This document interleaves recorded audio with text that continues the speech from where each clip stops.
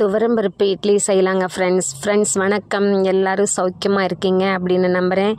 நம்ம இன்றைக்கி உளுந்து போடாத இட்லி செய்ய போகிறோம் பாருங்கள் ஃப்ரெண்ட்ஸ். அந்த துவரம்பருப்பு இட்லி செய்கிறதுக்கு இது உளுந்தே போடாமல் செய்ய போகிறோம். 200 கிராம் இட்லி அரிசி எடுத்து போட்டுட்டோம். அது கூட 200 கிராம் ஈக்குவல் குவான்டிட்டி அளவுக்கு நம்ம பருப்பையும் போட்டு க்ளீன் பண்ணி ஒன்றாவே ஊற வச்சுட்டோம். இப்போ அது கூட 1 ஸ்பூன் அளவுக்கு வெந்தயத்தை போட்டு நம்ம அரைச்சிக்க போகிறோம். அதையும் தண்ணியில் ஊற வச்சுட்டோம். இதை கழுவி ஊற வச்சனால இந்த தண்ணியோடு அப்படியே நம்ம அதை யூஸ் பண்ணிக்கலாம். இப்போ நம்ம இந்த துவரம்பருப்பு இட்லிக்கு பச்சை மிளகாவை கூடவே போட்டு அரைச்சிக்கலாங்க. அதனால் முதல்ல அது ஈஸியாக நசுங்காது அப்படிங்கிறனால முதல்ல கிரைண்டரில் நம்ம அதை போட்டுட்டோம். அதோடவே நம்ம இப்போ ஊற வச்சுருக்கோம் இல்லைங்களா இந்த வெந்தயம், இதையும் நம்ம கூட போட்டுருவோம். இதை முதல்ல 1 நிமிஷம் அளவுக்கு இதை நம்ம அரைச்சிக்கலாம். இப்போ நம்ம அரிசி, பருப்பு, வெந்தயம், பச்சை மிளகாய் இது எல்லாத்தையும் ஒன்றா போட்டு ஆட்டிகிட்ருக்கோம் ஃப்ரெண்ட்ஸ்.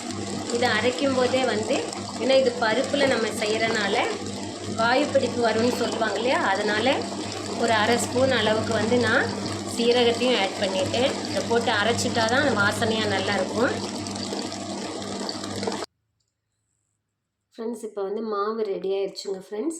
இது நம்ம எப்படியேவும் செய்யலாம், ஒரு ஃபெர்மெண்ட் ஆக வச்சு அப்படியும் செய்யலாம். நான் ரெண்டுமே உங்களுக்கு நான் செஞ்சு காமிக்கிறேன். தேவையான அளவுக்கு உப்பு போட்டு நம்ம கலந்துக்கலாம். இது நான் கல்லுப்பு தான் போட்டு கலந்துக்க போகிறேங்கப்பா. நம்ம நேற்று துவரம்பருப்பு இட்லிக்கு அரைச்சோம் இல்லைங்கப்பா, அது நான் நைட்டு தோசை ஊற்றுனது போக மீதி இருந்ததை நான் அப்படியே கலந்து வச்சுட்டேன்.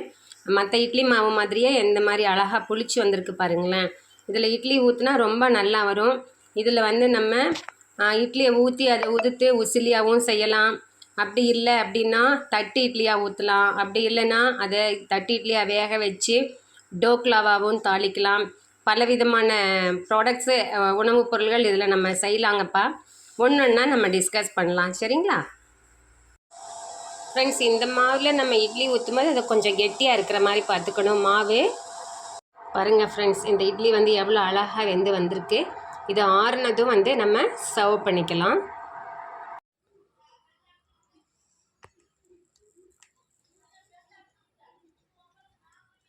தட்டு எப்படி மேலே தூக்கி வச்சுக்கோங்கம்மா கொஞ்சம்.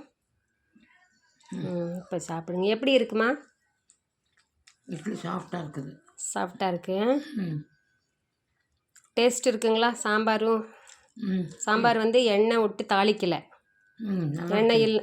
எண்ணெய் இல்லாமல் கொடுக்கணுன்னு இதை செஞ்சுருக்கேன். சாப்பிட்டுட்டு அம்மா இன்னும் இட்லி வேணால் வச்சுக்கோங்க.